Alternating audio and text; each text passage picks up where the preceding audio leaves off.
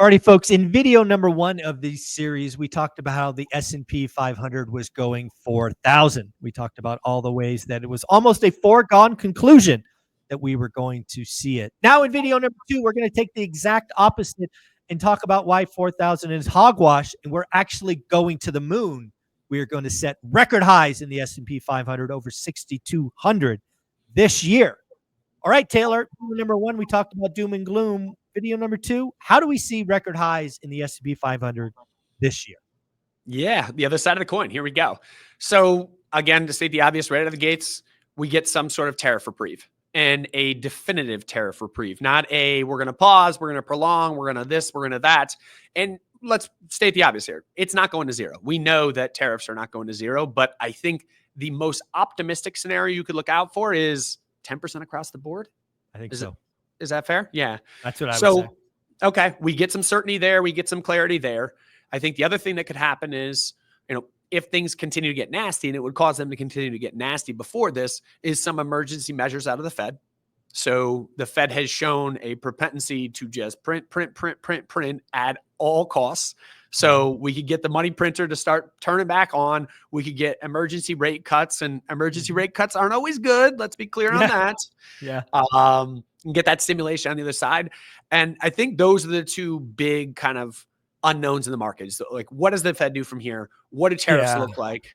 And that's how you navigate through this. And then the last thing I'll say is like, the consumer's back doesn't get broken and the investor's back doesn't get broken. Because right now, what we still have is the mentality of buy the dip. You have record inflows going into leveraged ETFs. Leveraged long ETFs still are seeing record inflows. So, and they've been right? The market bottomed. It's up 14% off the bottom. So if you're in a leverage version of that, you're up 20%, 30%, whatever that number is.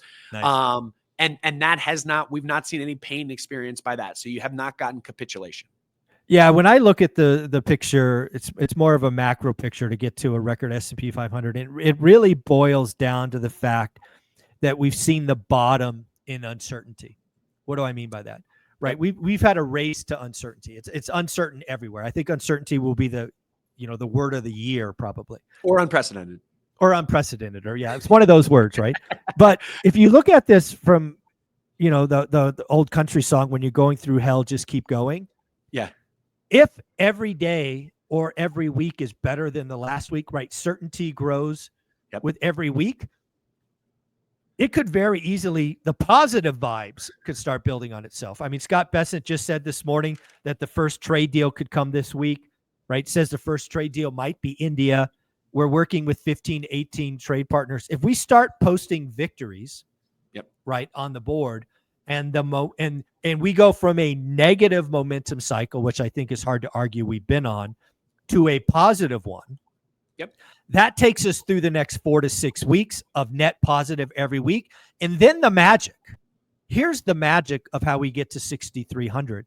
We transition from talking about the negativity of tariffs, and we start talking about the positive deregulation, the positive tax cuts, no taxes on tips, no taxes for people below 150K or 200K, right? If we could just spin this, we can just stop the auger of negativity. Turn that wheel, which is hard. But we post tariffs, and then we, because the American consumer is really simple. We forget really quickly. Forgive and forget. 6 weeks from now, we could be talking about no tax on income below 100K, no tax on tips, no tax on Social Security. We could talk about deregulation, throwing 10,000 housing units out. I mean, who knows where this party could go? Totally. But if we're there in July, dude, record S&P 500 all day. Well, you know what you're just telling me right now? We're just going to take the turntable and rewind it back 3 months. 3 months. Because 3 months ago, it wasn't tariffs. Right. It was, look at all this greatness. It was this euphoria. It was, we have a businessman as the president. Exactly. Someone that knows how to take down regulation, take down taxes. That'll cause the rich to continue to spend. It will trickle down, et cetera. And then maybe, again, I think everyone has a pretty darn negative light on tariffs. Let me be clear on that. But maybe there is some magic in the bottle, and you start to see, okay, now we do have Apple building a massive factory in the U.S. IBM just committed $150 billion this morning. There you go. And so Apple's now just saying like, we'll just take it to India instead of China. Yeah, I saw that. But maybe it's not that. Maybe there is some, American revitalization, and maybe we get this spur on of like, nationalistic behavior of buy American, do that. And you get this bottom up surge. I think we're a long ways from that right now, but I think that, to your point there, if we can get some wins on the board, like we're dealing with 75 countries, whatever, who knows what the actual number is, but 75 countries are the ones that we are really focused on. We don't have a win yet. We don't have one, but not one. And so we need to start posting wins. And I think it needs to be, meaningful wins. I don't think we can do a deal with Malaysia and have everyone celebrate. I think it has to be a European Union deal, a Mexico deal, a Canada deal, what have you. I am curious to hear your thoughts on this from an outsider of the market. I think that's a fair assessment to say. What is your thoughts of the 14% move we've just experienced from the bottom right now? What are your thoughts on what's caused that? I'm curious to get your thoughts on that as well, because we've seen a magnificent pop off the bottom, and stocks really, by historic metrics, never got to a point, even when they were at the trough, where you go, okay, stocks are actually cheap now. That we never got there. Yeah. Again, I'm not an insider by any stretch, but when I look at happened over the last couple of weeks, 14% off the bottom, I think it's just investors being conditioned to buy the dip. They have been rewarded for buying the dip. And as you've said earlier in a previous video, leveraged by the dip has rewarded people for years. These folks haven't seen a washout. They just buy the dip every time. And, again, if we're talking like the upside scenario, that's going to pay off. Yeah. Yeah. Right? If we don't retest, we don't retest and things can solidify here, we can start posting wins on the tariff board.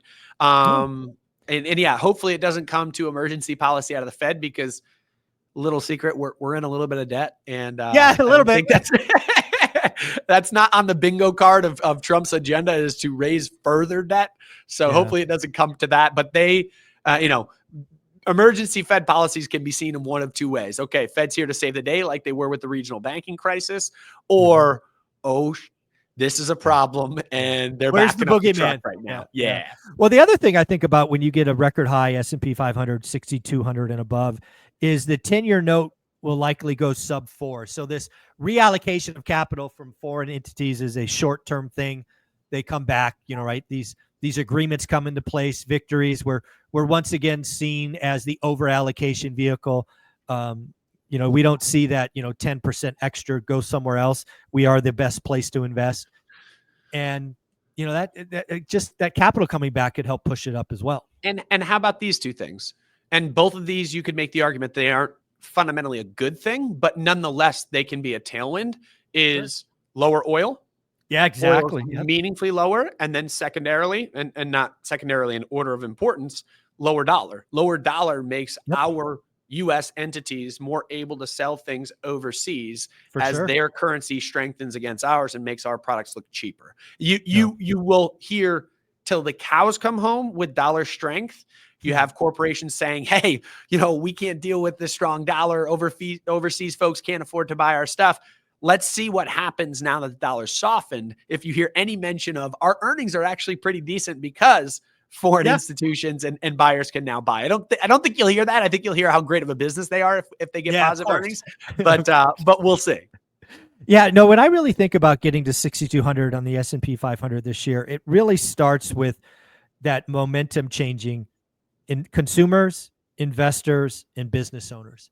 If we can just start posting the wins, we can start getting self-belief back. We can start going back to, okay, we got a businessman in charge and, we had to get through these dark days, but there's big light ahead and it's not a train. We really could see, record highs by the end of the year, I think. But it's got to start. It's got to start quickly, right? We need to get a couple wins posted, and we need wins that affect American businesses in a big way, like Canada, China, Mexico. Those are the three. Like what we're doing. Let me ask you this. You think India is big enough to be a great first win? Well, India, So there is this longstanding thesis of like broaden out the span of things. I heard an intelligent woman speaking about this, and she's like, listen, there are countries that should have tariffs. And these are developing nations, because if India allows, as a developing nation, no tariffs to come in, Apple might come in and nuke their entire, they won't ever have an iPhone or, a phone built there. They won't ever develop their own industry, and they will always be the big player coming in, being able to undercut the startups. And so developing nations have reasons to have tariffs. Now, I think where the miss has been along the way is we haven't taken tariffs back from countries. Right. So we haven't said, okay, you are now developed. You don't any longer You're not developing. Yeah. You don't need training wheels. We don't need allow you an unfair playing field to get yourself, developed as a nation. We never took them back. And I think that even that messaging in its own right would be a positive messaging from the administration. Like, we gave all these things, and a lot of it was post-World War II reparations. Correct. So these countries needed to redevelop. And so therefore we allowed them, we actually helped organize some of the tariff policies for these foreign institutions or foreign countries. We just never took them back. And I think that there is some fairness or unfairness in trade that could be leveled out. But the approach hasn't been great. Yeah, exactly.